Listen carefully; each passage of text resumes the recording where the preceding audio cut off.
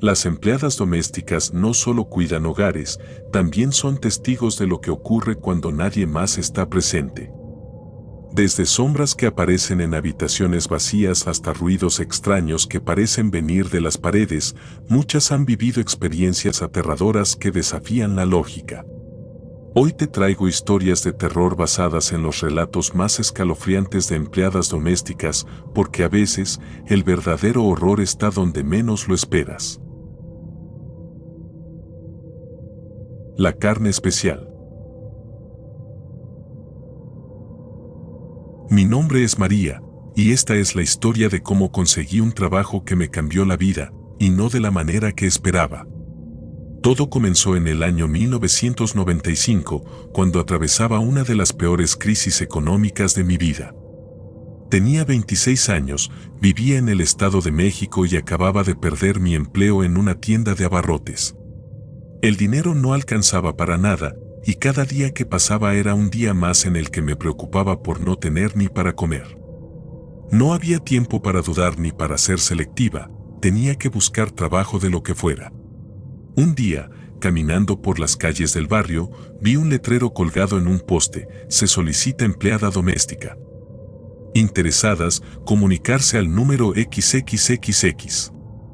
La desesperación pudo más que mi desconfianza. Tomé nota del número y llamé ese mismo día. Contestaron rápido, y una mujer con una voz pausada pero firme me dio la dirección para una entrevista al día siguiente. La dirección llevaba a una colonia más acomodada, una zona llena de casas grandes, con jardines cuidados y calles silenciosas. Cuando llegué, me detuve frente a una casa imponente, con un portón negro y muros altos. No sé por qué, pero algo en el lugar me hizo sentir incómoda desde el principio. Tal vez era el silencio. Tal vez eran las ventanas de la casa, que parecían ojos oscuros mirándome fijamente. Toqué el timbre y, después de unos segundos, la puerta se abrió. La mujer que me recibió era alta, delgada, y tan pálida que por un momento pensé que estaba enferma. Su piel era casi translúcida, y sus ojos grises parecían escudriñarme desde detrás de una sonrisa cálida. «Bienvenida, María. Soy la señora Verónica», me dijo, haciéndome pasar al vestíbulo. El interior de la casa era impresionante: techos altos, muebles antiguos que parecían sacados de una revista y un aire que olía a incienso y madera vieja. Me condujo a una sala enorme donde me esperaba su esposo, el señor Ignacio, un hombre mayor de mirada seria y movimientos lentos. Me explicó las tareas que debía realizar: mantener limpia la casa, hacer las compras, preparar la comida. Todo parecía normal hasta que mencionó algo que me llamó la atención. «Nos gusta cierto tipo de carne especial», dijo Ignacio, con su voz grave. «La carne la encontrarás en el sótano. Es muy importante que siempre uses la que está ahí». No me pareció tan extraño en ese momento. Pensé que tal vez eran amantes de la carne gourmet, de esas que cuestan un ojo de la cara. Acepté el trabajo. No podía darme el lujo de ser quisquillosa. Comencé a trabajar al día siguiente. La rutina era sencilla: limpiar las habitaciones, mantener la cocina impecable, lavar la ropa y preparar la comida con las instrucciones que me dejaban en un papel cada mañana. Todo era tranquilo, incluso monótono. Pero había algo en la casa que no terminaba de encajar. El sótano, por ejemplo. Era un lugar al que no iba más que para sacar la carne, tal como me habían indicado. Cada vez que bajaba, el aire se volvía frío, y había un olor metálico que no lograba identificar.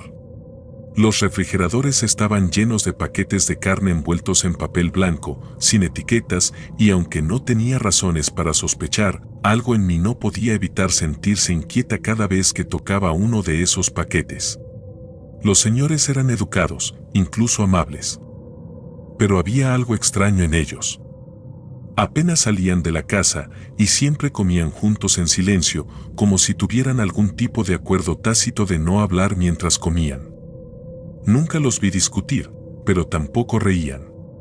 A veces, mientras limpiaba, podía sentir sus ojos siguiéndome desde alguna habitación, como si me estuvieran evaluando.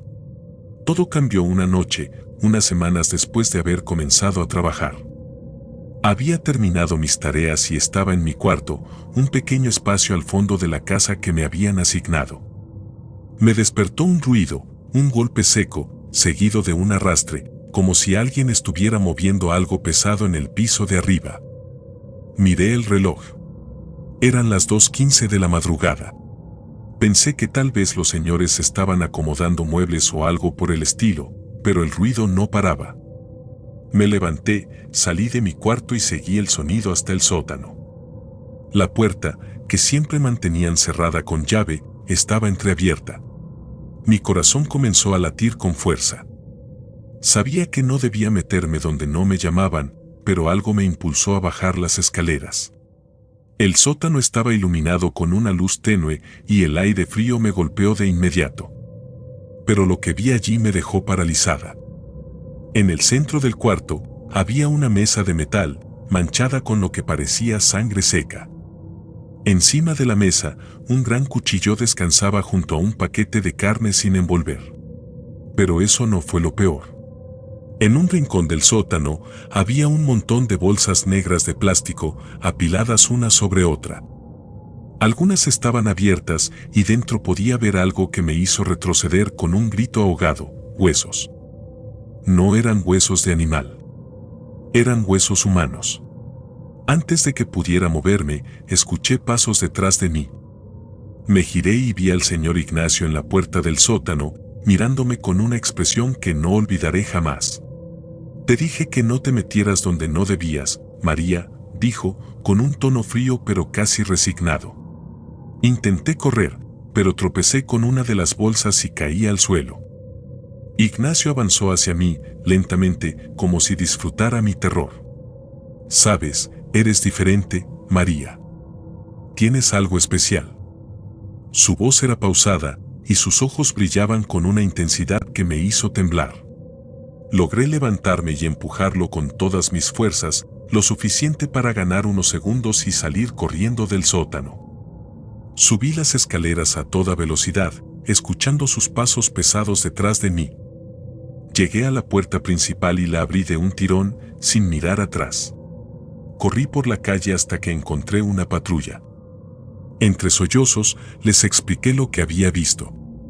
Los policías no parecían creerme del todo, pero accedieron a acompañarme de regreso a la casa. Cuando llegamos, la casa estaba completamente vacía. No había rastro de los señores ni del sótano. Donde antes había una puerta, ahora solo había un muro liso, como si el sótano nunca hubiera existido. Intenté convencerme de que todo había sido un mal sueño, pero nunca pude olvidarlo. Y cada vez que pienso en esas bolsas negras, no puedo evitar preguntarme cuántas personas, como yo, habían sido contratadas antes para trabajar en esa casa. Y cuántas de ellas nunca lograron salir.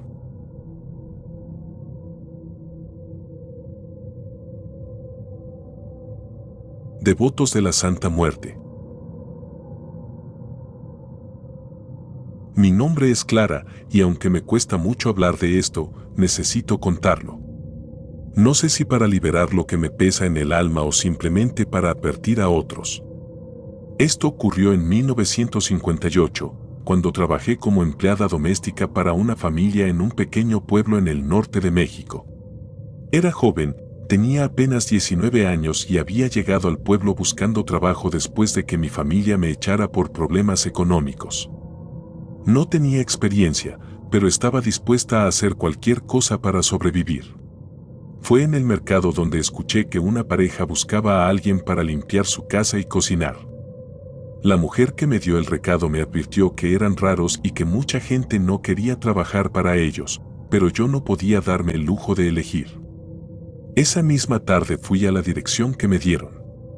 La casa estaba en las afueras del pueblo, apartada, rodeada de matorrales secos y caminos polvorientos. Desde lejos parecía una casa normal, aunque el portón oxidado y los vidrios sucios de las ventanas le daban un aire descuidado. Toqué el timbre y, después de unos segundos, me abrió la puerta una mujer alta, con el rostro inexpresivo. Era la señora Marina. Llevaba un vestido negro y un crucifijo de plata colgado del cuello, pero lo que más me llamó la atención fueron sus ojos, pequeños, oscuros, y con una mirada que parecía atravesarte. Me hizo pasar y me llevó a una sala donde me esperaba su esposo, el señor Julián. Era un hombre robusto, con bigote grueso y una voz grave. Apenas me miró, me explicó las tareas: limpiar la casa, cocinar, lavar la ropa y cuidar el altar que tenían en la sala principal. Es lo más importante, dijo, señalando hacia una esquina de la sala donde había una figura de la Santa Muerte, de tamaño humano, rodeada de velas y flores marchitas. No entendía a qué se refería con cuidar el altar, pero asentí de todos modos. No era religiosa, pero sabía que mucha gente tenía devoción por la Santa Muerte, y mientras no me pidieran participar, no me importaba. Comencé a trabajar al día siguiente. La casa era más grande de lo que parecía desde afuera, con pasillos largos y oscuros que parecían no terminar nunca. Los muebles eran viejos, y había un olor constante a incienso mezclado con algo más que no lograba identificar, un olor agrio que se quedaba impregnado en la nariz. El altar de la Santa Muerte estaba cubierto con una tela roja, y alrededor de la figura había ofrendas, frutas, velas, cigarros y botellas de licor. Pero lo que más me inquietaba eran los frascos pequeños llenos de lo que parecía ser sangre. Estaban alineados cuidadosamente frente a la figura, y cada vez que los veía, sentía un escalofrío. Los señores eran extraños. La señora Marina pasaba casi todo el día en su cuarto, rezando o murmurando cosas que no podía entender, mientras que el señor Julián salía temprano y regresaba tarde, siempre con una expresión seria. No hablaban mucho conmigo, pero a veces los escuchaba hablar entre ellos en voz baja, susurrando cosas que me parecían extrañas, como si discutieran sobre algo que yo no debía saber. Todo parecía marchar bien, aunque el ambiente en la casa era pesado, como si algo invisible se moviera por los pasillos. Pero una noche, mientras limpiaba la sala, ocurrió algo que nunca olvidaré. Estaba arreglando el altar, cambiando las flores marchitas por otras frescas, cuando sentí que alguien me observaba. Me giré, pero no había nadie. Volví a mi tarea, pero la sensación no desaparecía. Entonces, vi algo que me heló la sangre, la figura de la Santa Muerte, que siempre tenía la cabeza inclinada hacia abajo, estaba mirando directamente hacia mí. Solté las flores y retrocedí, tropezándome con una silla. Por un momento pensé que mi mente me estaba jugando una mala pasada, pero no pude evitar salir corriendo de la sala. Esa noche no pude dormir. A la mañana siguiente, decidí no decir nada. Pensé que tal vez había movido la figura sin darme cuenta o que la luz había jugado con mi percepción. Pero mientras pasaban los días, comenzaron a ocurrir cosas más extrañas. Por las noches, escuchaba ruidos provenientes de la sala, como pasos suaves y murmullos. Una vez, mientras preparaba la cena, vi que una de las velas del altar se encendía sola. Traté de convencerme de que era el viento, pero todas las ventanas estaban cerradas. Lo peor ocurrió una noche en la que los señores me pidieron que me quedara más tarde porque iban a tener una reunión importante. Me advirtieron que no saliera de mi cuarto bajo ninguna circunstancia, pero no me dieron explicaciones. Cerca de la medianoche, me despertaron unas voces. Al principio pensé que estaban hablando, pero pronto me di cuenta de que era algo más. Era como un cántico, un murmullo bajo y rítmico que se repetía una y otra vez. Me acerqué a la puerta y abrí un poco para escuchar mejor. Las voces venían de la sala y el olor a incienso era tan fuerte que casi me mareó. Avancé por el pasillo, descalza, tratando de no hacer ruido. Cuando llegué a la sala, me escondí detrás de una cortina y miré hacia el altar. Ahí estaban los señores, arrodillados frente a la Santa Muerte. Había velas encendidas por toda la sala y en el centro del altar había un pollo negro degollado, con la sangre escurriendo hacia un recipiente de barro. Pero lo que más me horrorizó fue que no estaban solos. Había otras personas, 6 o 7, todas vestidas de negro, con capuchas que cubrían sus rostros. Estaban en círculo, cantando algo que no entendía, mientras la señora Marina ofrecía la sangre del pollo a la figura de la Santa Muerte. Mi respiración se aceleró y tuve que taparme la boca para no gritar. Entonces, uno de ellos levantó la vista como si hubiera sentido mi presencia. No pude ver su rostro, pero sentí su mirada directamente sobre mí. Corrí hacia mi cuarto, cerré la puerta con seguro y me quedé en un rincón, temblando. Esa noche no dormí.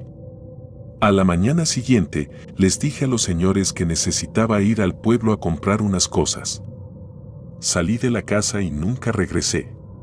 No sé qué era lo que hacían exactamente, pero estoy segura de que no era algo bueno. A veces, en mis sueños, veo esa sala iluminada por las velas y escucho esos cánticos que parecen seguirme, incluso ahora.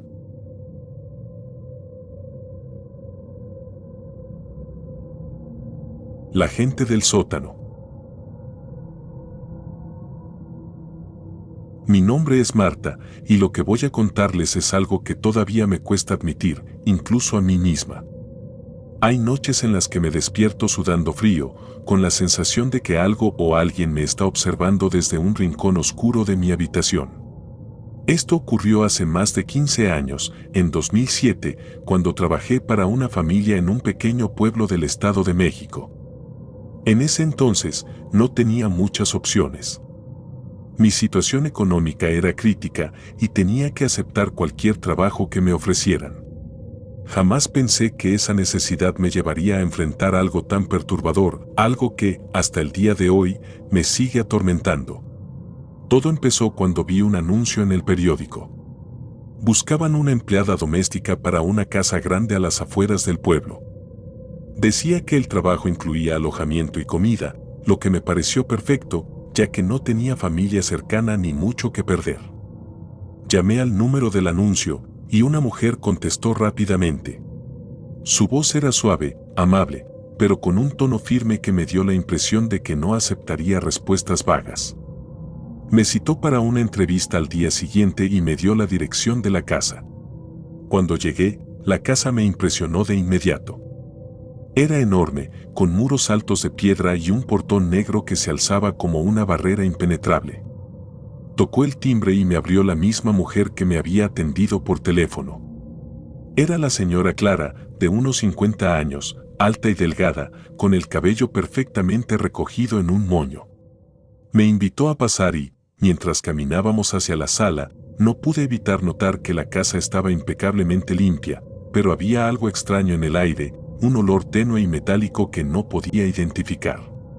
El señor de la casa, don Ernesto, estaba sentado en un sillón cuando entramos. Era un hombre corpulento, con ojos oscuros y profundos que me miraron con intensidad. Me explicó las tareas, limpiar la casa, preparar la comida y, lo más importante, nunca bajar al sótano. Dijo que era un área privada y que bajo ninguna circunstancia debía entrar ahí. En ese momento, no pensé mucho en ello. Muchas familias tienen lugares privados en sus casas, y no era mi intención meterme en problemas. Acepté el trabajo de inmediato. Al principio, todo parecía normal. Las tareas eran pesadas, pero manejables, y la señora Clara siempre me daba instrucciones claras. Sin embargo, había algo en la casa que me hacía sentir incómoda. Los pasillos eran largos y oscuros, incluso durante el día, y siempre tenía la sensación de que alguien me estaba observando. Pero lo que más me inquietaba era el sótano. La puerta estaba al final de un pasillo en la planta baja, y cada vez que pasaba frente a ella, sentía un escalofrío recorrer mi espalda. A veces, cuando estaba sola, juraría que escuchaba sonidos provenientes de ahí abajo, un golpeteo suave, como si alguien estuviera moviendo cosas, o incluso murmullos que eran apenas audibles, pero lo suficientemente claros como para erizarme la piel. Una noche, mientras limpiaba la cocina, escuché un ruido fuerte que venía del sótano. Era como si algo pesado hubiera caído al suelo. Me detuve, tratando de escuchar mejor, pero el sonido no se repitió. Pensé en ignorarlo, pero la curiosidad pudo más que mi miedo. Caminé hacia la puerta del sótano y me detuve frente a ella. El olor metálico que había notado el primer día era más fuerte allí y el aire parecía más frío. Me incliné para escuchar, pero no oí nada. A la mañana siguiente le mencioné el ruido a la señora Clara. Su respuesta fue cortante: el sótano no es asunto tuyo, Marta. Dedícate a tus tareas y no te preocupes por lo que escuches. Su tono me hizo sentir incómoda, pero no insistí. Decidí mantenerme alejada del sótano y enfocarme en mi trabajo. Sin embargo, las cosas empezaron a volverse más extrañas. Cada noche, los ruidos en el sótano se hacían más intensos: golpes, arrastres, incluso lo que parecía un débil gemido. Una vez, mientras limpiaba el pasillo de la planta baja, noté que había marcas de raspaduras en la puerta del sótano, como si alguien hubiera intentado abrirla desde dentro. Pero lo peor ocurrió unas semanas después. Era tarde, alrededor de las 11 de la noche, y estaba en mi cuarto preparándome para dormir cuando escuché voces. No eran los murmullos suaves que había oído antes. Estas voces eran claras y venían del sótano. Apagué la luz y salí al pasillo, intentando no hacer ruido. La casa estaba en completo silencio, pero las voces continuaban, un murmullo bajo y constante que parecía ser una especie de canto. No podía contener mi curiosidad. Caminé hacia el sótano, deteniéndome frente a la puerta. Las voces eran más claras ahora, y pude distinguir algo que me heló la sangre. No eran solo voces, eran gritos, suaves pero desgarradores, como si alguien estuviera suplicando. Mi corazón latía con fuerza mientras giraba la perilla. La puerta estaba cerrada con llave, pero podía ver una pequeña rendija en la parte inferior. Me agaché para mirar y vi algo que nunca olvidaré. Había personas ahí abajo. Estaban atadas, sentadas en el suelo en un círculo, con las manos y los pies encadenados. Había velas encendidas alrededor de ellos, y en el centro del círculo, una figura encapuchada sostenía un cuchillo. No pude distinguir su rostro, pero supe de inmediato que era don Ernesto. Me levanté de golpe, aterrada, y corrí hacia mi cuarto. Esa noche no dormí. Me quedé sentada en la cama, temblando, preguntándome qué debía hacer. Si llamaba a la policía, ¿me creerían? ¿Y si la familia se daba cuenta de que sabía demasiado? Al día siguiente, fingí que todo estaba normal. Hice mis tareas como de costumbre, pero no dejaba de pensar en lo que había visto. Por la tarde, mientras limpiaba el comedor, la señora Clara entró y me miró fijamente. «Marta, ¿hay algo que quieras decirme?», preguntó, con un tono que me hizo sentir como si estuviera en un interrogatorio. Negué rápidamente, tratando de no mostrar miedo. «No, señora. Todo está bien». Ella me observó por un momento más antes de asentir y salir de la habitación. Pero su mirada me dejó claro que sabía que yo había visto algo. Esa misma noche, decidí escapar. Esperé hasta que todos estuvieran dormidos, empacando lo poco que tenía y saliendo por la puerta trasera. Corrí por el terreno hasta llegar a la carretera y caminé durante horas hasta encontrar un lugar donde pudiera tomar un autobús. Nunca volví a esa casa y nunca supe qué les pasó a las personas que vi en el sótano. Pero aún sueño con ellos, con sus gritos, con las velas y con esa figura encapuchada que me miraba desde la penumbra. Y cada vez que escucho un ruido extraño en la noche, me pregunto si algún día vendrán por mí.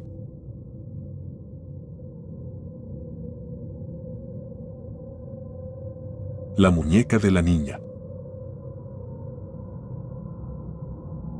Mi nombre es Ana, y todavía hay noches en las que no puedo dormir por culpa de lo que viví cuando trabajaba como empleada doméstica en una casa antigua de Puebla. Han pasado muchos años, pero el recuerdo sigue tan fresco que a veces siento que todo podría volver a suceder. Todo comenzó en el año 2003, cuando tomé el empleo para una familia acomodada que vivía en el centro histórico. La casa era de esas que parecen haber sido construidas en otro siglo: techos altos, puertas pesadas de madera, pasillos largos que siempre estaban en penumbra. La familia estaba formada por el señor Gustavo, su esposa, la señora Beatriz, y sus dos hijas, Sofía, de 7 años, y Valeria, de apenas 4. Desde el principio, me llamó la atención que la pequeña Valeria siempre llevaba consigo una muñeca de porcelana. Era una muñeca antigua, con un vestido blanco de encajes y una cabellera rubia que parecía demasiado real. Valeria la abrazaba constantemente y la llevaba a todas partes, incluso a la mesa durante las comidas. Si alguien intentaba quitársela, lloraba y gritaba como si le estuvieran arrebatando algo más que un juguete. Al principio, no le di mucha importancia. Los niños suelen encariñarse con cosas extrañas y pensé que era normal. Pero pronto comencé a notar cosas que me inquietaron. A veces, mientras limpiaba la sala o la cocina, podía sentir la mirada de la muñeca, como si estuviera observándome desde el regazo de Valeria. Era absurdo, lo sé, pero esa sensación era tan intensa que a menudo tenía que apartar la vista para no quedarme paralizada. Una noche, cerca de las 10, la señora Beatriz me pidió que subiera al cuarto de Valeria para recoger unos juguetes que la niña había dejado tirados. Cuando entré, el cuarto estaba oscuro, con apenas un rayo de luz entrando por la ventana. Encendí la lámpara de la mesita de noche y comencé a recoger las cosas del suelo. La muñeca estaba sentada sobre la cama, apoyada contra la almohada, con su cabeza inclinada hacia un lado. Mientras recogía los juguetes, sentí una presencia extraña, como si alguien estuviera mirándome fijamente. Levanté la vista hacia la muñeca y, lo juro, vi cómo movía los ojos hacia mí. Fue un movimiento rápido, casi imperceptible, pero lo suficiente como para hacer que soltara los juguetes y retrocediera. Me quedé paralizada, tratando de convencerme de que había sido mi imaginación, pero el cuarto se sentía más frío de lo normal y el aire era pesado, como si algo estuviera allí conmigo. Apagué la lámpara y salí corriendo del cuarto, dejando los juguetes tirados. Esa noche apenas pude dormir. Intenté convencerme de que solo había sido mi mente jugándome una mala pasada, pero algo en el fondo me decía que no era así. A la mañana siguiente, mientras limpiaba la sala, Valeria se acercó a mí con la muñeca en brazos. Me miró fijamente con sus grandes ojos oscuros y dijo algo que me heló la sangre. Mi muñeca me dijo que estabas en mi cuarto anoche. Me quedé en silencio, sin saber qué responder. Valeria nunca me había hablado directamente antes y su tono era tan serio que me dejó sin palabras. Dijo que le susurraste al oído mientras dormía, continuó, acariciando el cabello de la muñeca con una ternura inquietante. Negué rápidamente, intentando mantener la calma. Claro que no, Valeria. Solo recogí tus juguetes y salí. Pero la niña no pareció convencida. Se dio la vuelta y salió de la sala, tarareando una melodía que nunca antes había escuchado, mientras abrazaba a la muñeca contra su pecho. Esa noche, me encerré en mi cuarto y traté de no pensar en lo que había sucedido. Pero, cerca de la medianoche, me despertó un ruido. Era un susurro, suave pero claro, como si alguien estuviera hablando en voz baja. Me levanté y abrí la puerta con cuidado, mirando hacia el pasillo. No había nadie, pero los susurros continuaban. Venían del cuarto de Valeria. Avancé lentamente por el pasillo, tratando de no hacer ruido. La puerta del cuarto de Valeria estaba entreabierta y la luz de la lámpara se filtraba por la rendija. Me asomé y vi algo que me dejó helada. Valeria estaba sentada en el suelo, frente a la muñeca, que estaba apoyada contra la pared. La niña hablaba en voz baja, pero no podía entender lo que decía. Era como si estuviera hablando en otro idioma, algo gutural y extraño que no se parecía a nada que hubiera escuchado antes. Pero lo más aterrador fue que, entre susurros, juraría que escuché una segunda voz, más aguda, que parecía responderle.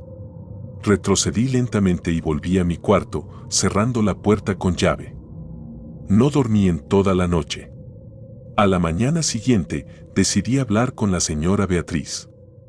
Le conté lo que había visto y escuchado, tratando de no sonar como una loca, pero su reacción me dejó desconcertada. En lugar de preocuparse, me miró con una mezcla de irritación y desprecio. Valeria tiene una imaginación muy activa, dijo, como si eso explicara todo. Luego, añadió, y no quiero que vuelvas a hablar de esto.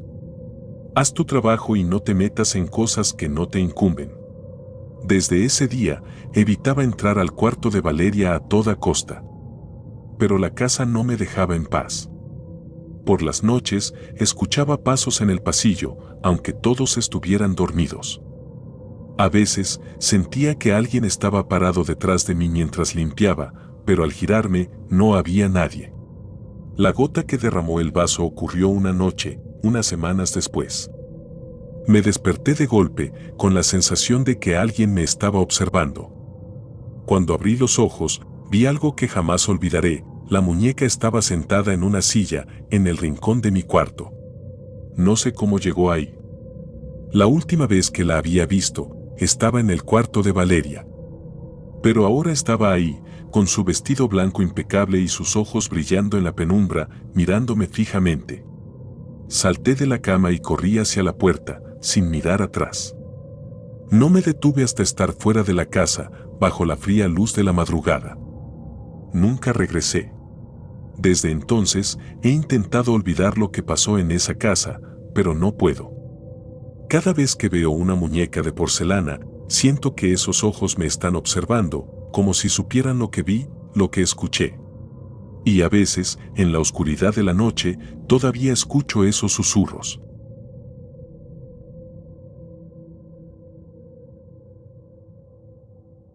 El cuadro de la familia. Mi nombre es Graciela, y esta es una historia que nunca le he contado a nadie, al menos no completamente. Me he guardado los detalles durante años, porque no quiero que me tachen de loca o que piensen que estoy inventando. Pero ahora siento que debo sacarlo de mi pecho, porque el recuerdo sigue persiguiéndome cada vez que cierro los ojos, cada vez que me encuentro sola en una habitación silenciosa. Esto ocurrió en 1954, cuando trabajaba como empleada doméstica en una casa antigua en Oaxaca. La familia que me contrató, los Vargas, era una familia acomodada. Estaban formados por el señor y la señora Vargas, sus 3 hijos y la madre del señor, una mujer mayor que apenas salía de su habitación. La casa era grande, con techos altos, muebles de madera oscura y largos corredores que parecían no tener fin.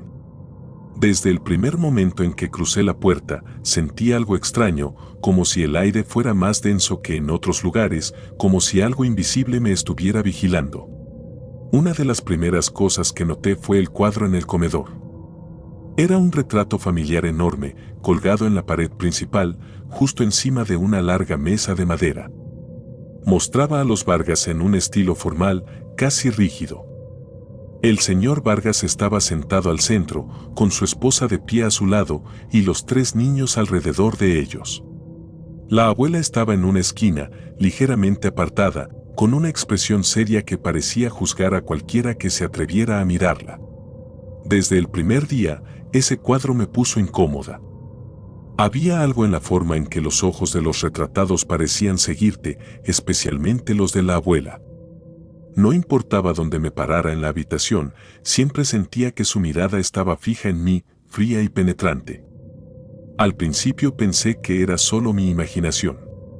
Después de todo, había escuchado historias de cómo algunos cuadros parecían mirar a las personas debido a la técnica del pintor. Pero esto era diferente. Mis días en la casa transcurrían entre limpiar, cocinar y atender a los niños. La señora Vargas era exigente pero educada, mientras que el señor Vargas apenas me dirigía la palabra. Sin embargo, no podía evitar sentirme observada constantemente, especialmente cuando pasaba por el comedor. Intentaba no mirar el cuadro, pero siempre terminaba echándole una rápida ojeada, y cada vez que lo hacía, los ojos de la abuela parecían más vivos, más reales. Una noche, mientras limpiaba después de la cena, escuché un ruido en el comedor. Era un sonido suave, como un crujido de madera, seguido por lo que parecía ser un susurro. Me acerqué lentamente, con el corazón latiéndome con fuerza. La habitación estaba vacía, pero el aire era frío, mucho más frío que en el resto de la casa. Miré hacia el cuadro, y por un instante, juraría que los ojos de la abuela parpadearon. Solté los platos que llevaba en las manos, y el ruido atrajo a la señora Vargas, quien me miró con una mezcla de irritación y preocupación. Le conté lo que había visto, pero ella solo suspiró y dijo: «Ese cuadro ha estado en la familia por generaciones. Es normal que cause una impresión fuerte al principio. Ya te acostumbrarás». Pero no me acostumbré. De hecho, las cosas empeoraron. Cada noche, mientras limpiaba o me preparaba para dormir, escuchaba pasos suaves que venían del comedor. Al principio pensé que eran los niños, pero cuando revisaba, siempre encontraba la habitación vacía. A veces, sentía un escalofrío al pasar frente al cuadro, como si algo en él estuviera moviéndose, cambiando sutilmente. Pero lo peor ocurrió una tarde, mientras estaba sola en la casa. Había terminado de barrer el comedor y estaba de espaldas al cuadro cuando escuché un golpe fuerte. Me giré justo a tiempo para ver cómo el cuadro caía de la pared, chocando contra el suelo con un estruendo que resonó en toda la casa. Corrí hacia él, con el corazón en la garganta, y vi que el marco estaba destrozado y el vidrio que protegía el retrato estaba hecho añicos. Bueno, casi todos los cristales estaban rotos. La parte del vidrio que cubría a la abuela estaba intacta, como si algo la hubiera protegido. Su rostro, ahora visible sin el marco que lo rodeaba, parecía más vivo que nunca. Sus ojos brillaban con una intensidad que no había notado antes y su expresión había cambiado ligeramente. Ya no era seria, ahora parecía estar sonriendo. Me aparté de golpe, con las manos temblando, y no pude evitar soltar un grito. Fue entonces cuando el señor Vargas entró corriendo al comedor. Se detuvo al ver el cuadro en el suelo y me miró con el rostro pálido. «¿Qué hiciste?», preguntó, con la voz temblorosa. Intenté explicarle que el cuadro se había caído solo, pero no parecía escucharme. En lugar de eso, recogió el retrato con cuidado, como si temiera romperlo aún más, y lo apoyó contra la pared. «No vuelvas a tocarlo», dijo, aunque yo no había hecho nada. Esa noche, no pude dormir.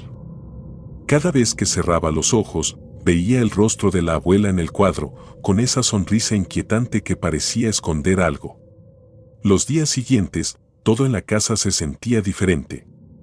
Los niños estaban más callados, y los señores Vargas parecían tensos, como si algo invisible los estuviera afectando. El cuadro fue devuelto a su lugar, aunque ahora tenía un marco nuevo y un vidrio intacto. Pero yo no podía mirarlo sin sentir un nudo en el estómago. Una noche, mientras me preparaba para irme a dormir, escuché un sonido que me hizo congelarme. Era una risa baja, casi un susurro, que venía del comedor. Pensé en ignorarlo, pero mi curiosidad pudo más. Salí de mi cuarto y caminé por el pasillo oscuro, tratando de no hacer ruido. Cuando llegué al comedor, la luz de la luna iluminaba el cuadro. Y entonces lo vi. La abuela no estaba en su lugar. La parte del cuadro donde debería estar su figura estaba vacía, como si hubiera salido del retrato. Miré a mi alrededor, aterrada, y fue entonces cuando la vi. Estaba parada al otro lado de la habitación, con su vestido negro y su sonrisa perturbadora. Sus ojos eran vacíos, pero sabía que me estaba mirando. No recuerdo cómo salí de la casa esa noche. Solo sé que corrí lo más rápido que pude y nunca volví. Desde entonces, no puedo estar cerca de retratos o cuadros antiguos. Y cada vez que veo una figura en la penumbra, temo que sea ella, la abuela, regresando para terminar lo que empezó.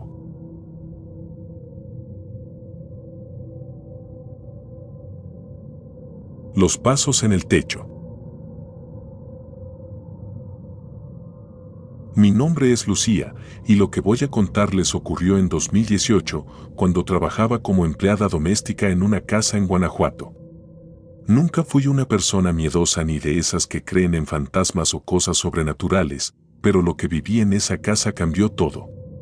Hasta el día de hoy, sigo sin poder explicarlo y hay noches en las que me despierto sobresaltada, con el corazón latiéndome con fuerza, como si estuviera otra vez ahí.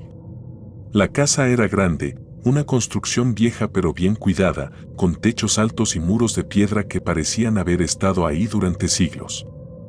La familia que me contrató era pequeña, el señor Martín, un hombre de unos 50 años que siempre parecía distraído, y su esposa, la señora Carmen, una mujer amable pero reservada. No tenían hijos, al menos no vivían con ellos, y las únicas personas que iban a la casa de vez en cuando eran amigos o familiares lejanos. Me habían contratado para limpiar, cocinar y mantener el lugar en orden. Era un trabajo sencillo, aunque solitario. La casa estaba rodeada por un amplio terreno con árboles y un patio trasero de concreto que daba la sensación de estar en medio de la nada. No había vecinos cercanos, y por las noches todo quedaba sumido en un silencio casi absoluto, interrumpido solo por el sonido ocasional de los grillos. Fue en mi segunda semana de trabajo cuando comencé a escuchar los pasos. Eran cerca de las 11 de la noche, y yo ya estaba en mi cuarto, que estaba en una pequeña construcción separada de la casa principal. Estaba acostada, a punto de quedarme dormida, cuando escuché algo. Al principio pensé que era un animal, tal vez un gato o un ave nocturna, pero pronto me di cuenta de que eran pasos, firmes y lentos, como si alguien estuviera caminando por el techo de la casa principal. Me quedé escuchando, esperando que se detuvieran, pero continuaron durante varios minutos, y luego se detuvieron abruptamente, como si quien fuera que estuviera ahí se hubiera desvanecido. A la mañana siguiente, le mencioné lo ocurrido a la señora Carmen. Ella me escuchó en silencio y luego dijo algo que me pareció extraño. Es una casa vieja. Los ruidos son normales. No te preocupes. Intenté no pensar mucho en ello, pero esa misma noche, los pasos volvieron. Esta vez fueron más rápidos, como si alguien estuviera corriendo por el techo. Salí de mi cuarto con una linterna y miré hacia la casa principal, pero no vi nada. Subí la vista hacia el techo, pero estaba completamente oscuro. El sonido cesó de repente y me quedé ahí parada, sintiendo como un escalofrío recorría mi espalda. Los pasos se volvieron una constante. Cada noche, sin falta, podía escucharlos. Siempre empezaban cerca de las 11 y continuaban por unos minutos antes de detenerse. Intenté buscar explicaciones lógicas. Pensé que tal vez eran ramas de los árboles golpeando el techo o algún animal que se colaba por ahí, pero algo no encajaba. Los pasos eran demasiado rítmicos, demasiado humanos. Una tarde, mientras limpiaba el patio trasero, descubrí algo que me dejó helada. Estaba barriendo cuando noté unas marcas en el concreto, justo en una esquina donde se acumulaba algo de polvo. Me agaché para verlas mejor y me di cuenta de que eran huellas, pequeñas, como de un niño descalzo. Me levanté de golpe y miré a mi alrededor. No había nadie, y el patio estaba cercado por un muro alto que hacía casi imposible que alguien pudiera entrar sin que yo lo notara. Toqué las huellas, esperando que fueran de días anteriores, pero el polvo alrededor estaba fresco, como si alguien hubiera caminado por ahí esa misma mañana. Cuando le conté lo de las huellas al señor Martín, su reacción me inquietó aún más. Me miró con una expresión que no supe interpretar, una mezcla de sorpresa y algo que parecía miedo.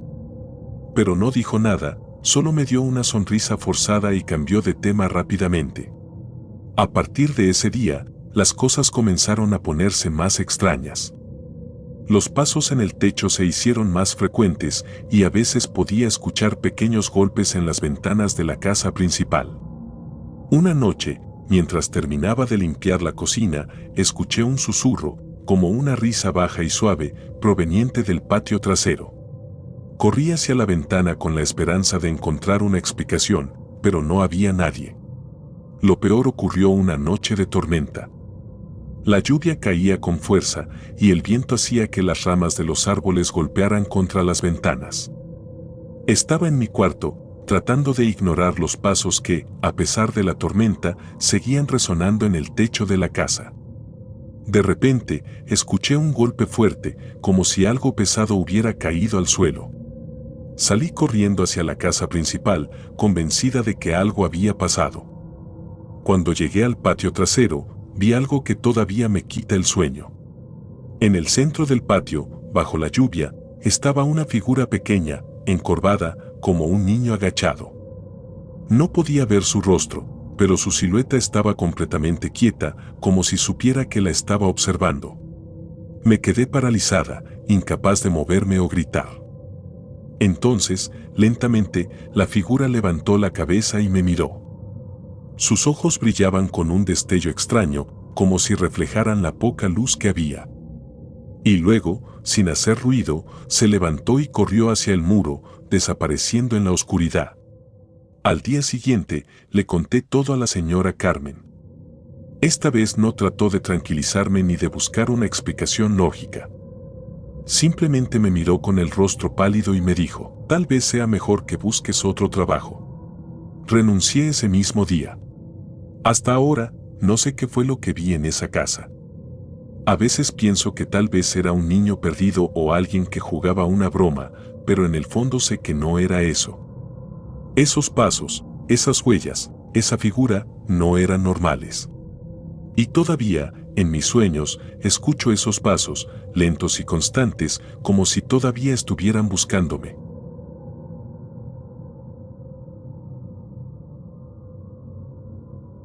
El llanto en la azotea. Mi nombre es Marta, y aunque nunca he sido supersticiosa, lo que viví trabajando en una casa en Yucatán hace unos años es algo que nunca podré olvidar. Por mucho tiempo me dije a mí misma que todo fue producto de mi imaginación, de mi cansancio, pero en el fondo sé que lo que sucedió en esa casa fue real. Lo siento cada vez que cierro los ojos, cuando la oscuridad de la noche me envuelve y el silencio se rompe con recuerdos que preferiría no tener. Era el año 2009 cuando conseguí el trabajo. Había llegado al pueblo unos meses antes, buscando una nueva oportunidad para salir adelante.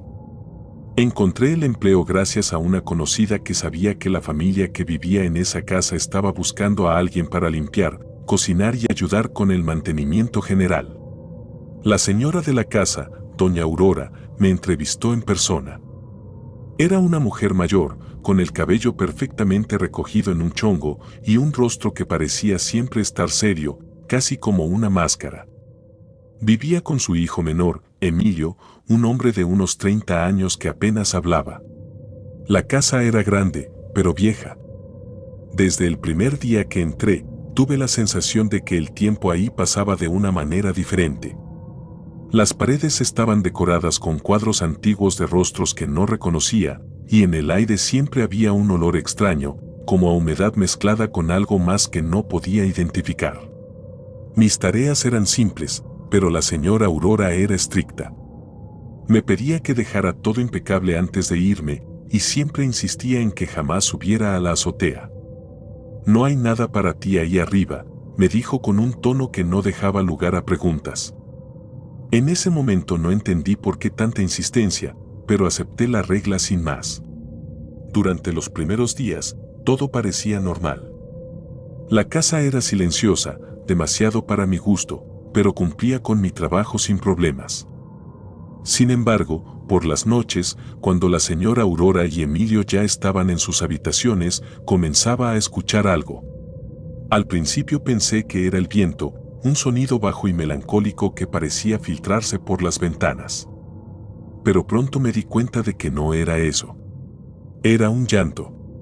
La primera vez que lo escuché fue una noche que me quedé hasta tarde limpiando la cocina. Eran cerca de las 10 cuando oí lo que parecía ser una mujer llorando. Era un llanto suave, pero lleno de tristeza, y provenía de la azotea. Me detuve y escuché con más atención, tratando de entender si era real o si mi mente me estaba jugando una mala pasada. Pero el sonido seguía ahí, constante, como si alguien estuviera sentado justo encima de mí, llorando sin consuelo. Pensé en ignorarlo, pero la curiosidad pudo más. Apagué las luces de la cocina, tomé una linterna y subí las escaleras que llevaban a la azotea. La puerta que daba al techo estaba cerrada con llave, pero no había cerrojo. La abrí lentamente, sintiendo un aire frío que me golpeó de inmediato. La azotea estaba vacía. Caminé unos pasos, apuntando la linterna hacia las esquinas, pero no había nadie. El llanto había cesado en cuanto abrí la puerta, como si la persona que estaba ahí se hubiera esfumado. A pesar de no encontrar nada, no pude evitar sentirme observada, como si alguien me estuviera viendo desde las sombras. Bajé rápidamente, con el corazón latiéndome con fuerza, y decidí no volver a subir. Le mencioné lo ocurrido a la señora Aurora al día siguiente, pero su reacción me sorprendió.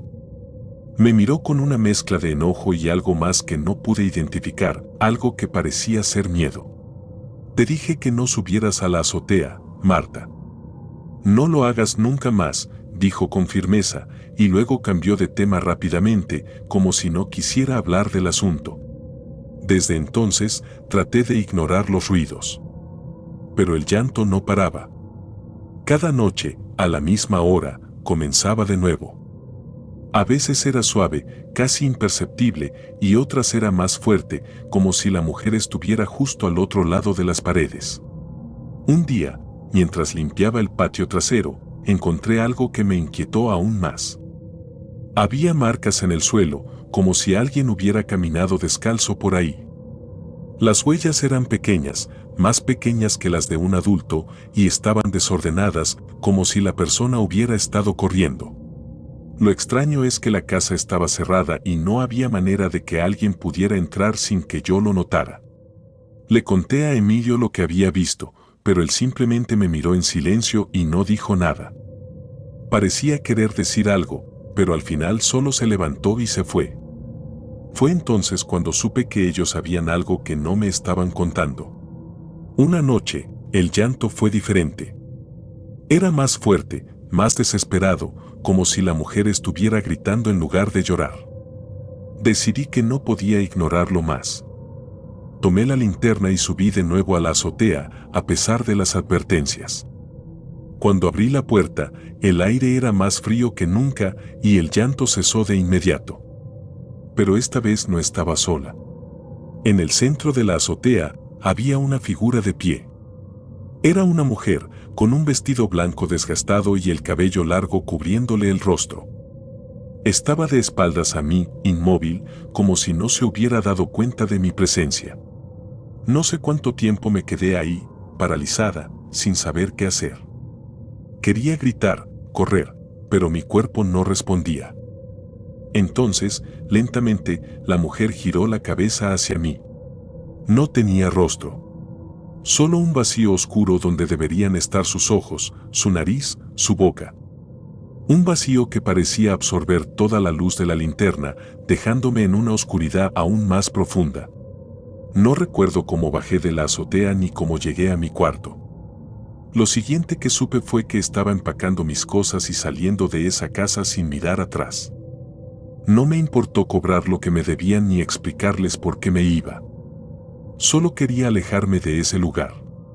Desde entonces, no he vuelto a trabajar en casas ajenas. Y aunque intento convencerme de que todo fue producto de mi imaginación, sé que lo que vi en esa azotea era real. Porque todavía, en mis sueños, puedo escuchar ese llanto, llamándome desde algún lugar lejano, como si no hubiera terminado conmigo.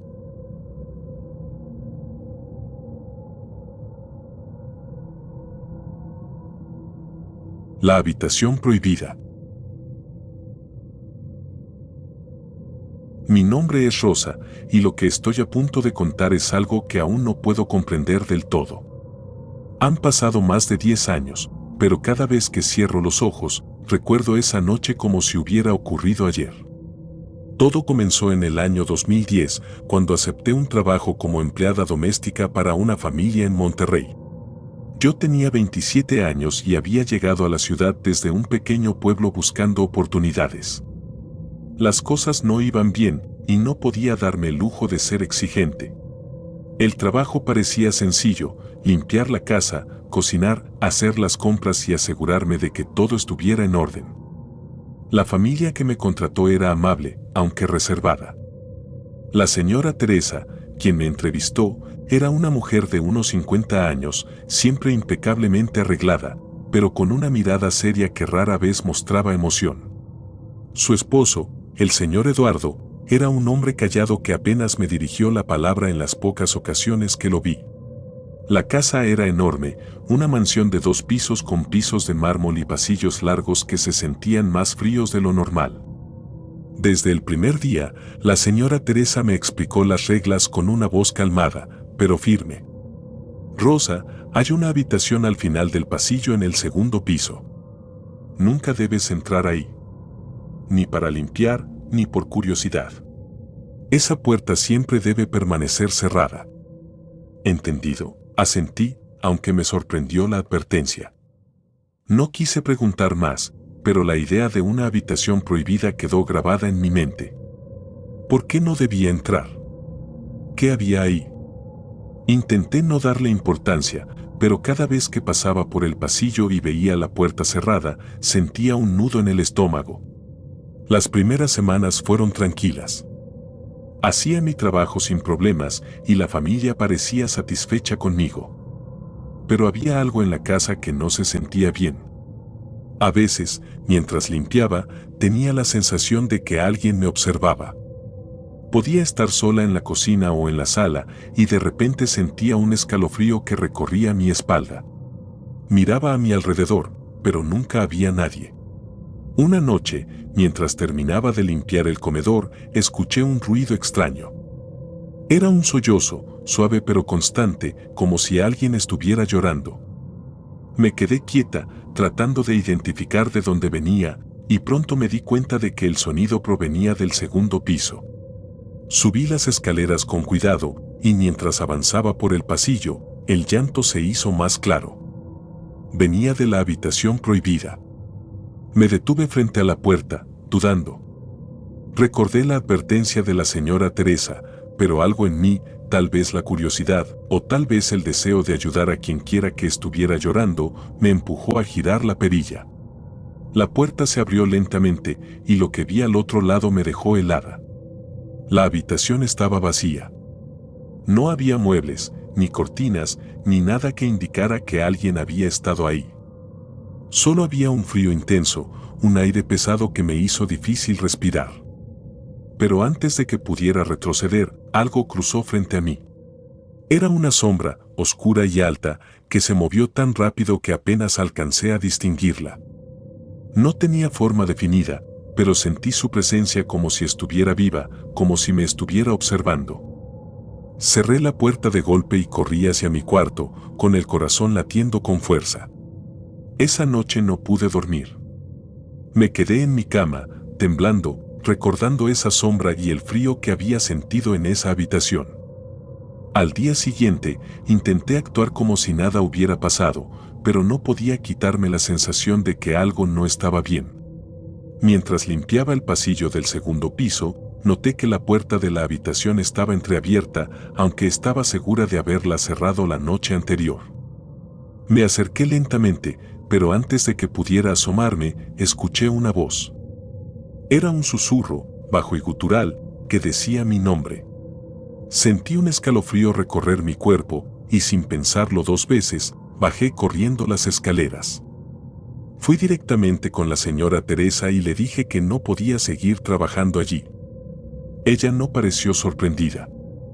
Solo me miró con esa expresión seria que siempre tenía y dijo, «Está bien, Rosa. Gracias por tu trabajo». No me hizo preguntas, ni intentó detenerme. Solo me pagó lo que me debía y me despidió con un leve asentimiento. Desde entonces, he tratado de olvidar lo que vi y escuché en esa casa, pero no puedo. A veces, en mis sueños, vuelvo a estar frente a esa puerta. La abro, y siempre veo la misma sombra, observándome desde la oscuridad. Sé que no debería haber entrado a esa habitación, pero una parte de mí siente que lo que estaba ahí dentro me sigue, como si nunca hubiera salido realmente de esa casa.